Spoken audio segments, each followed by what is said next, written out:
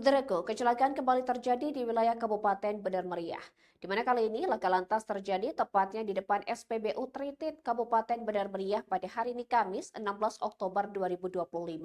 Dan kecelakaan ini juga melibatkan satu unit sepeda motor dengan dump truck dan akibatnya satu orang dikabarkan meninggal dunia. Berikut informasi selengkapnya untuk Anda. Saudara, kecelakaan lalu lintas di Jalan Nasional B Rentakengon, tepatnya di Kampung Gegerung, Kecamatan Wipesan, Kabupaten Bener Meriah pada 16 Oktober mengakibatkan seorang pengendara meninggal dunia.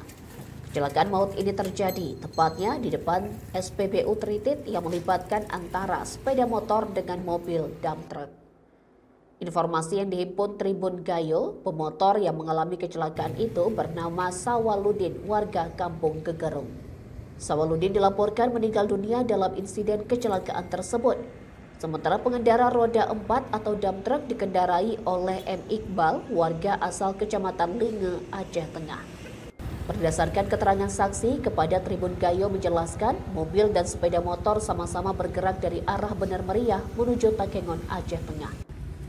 Ia ungkap pengendara motor yang juga warga setempat itu meninggal dunia. Pantauan di lokasi pasca kecelakaan, personel Satlantas dari Polres Bener Meriah berada di TKP mengumpulkan keterangan saksi dan mengamankan barang bukti. Dari Bener Meriah, Bustami, Tribun Gayo.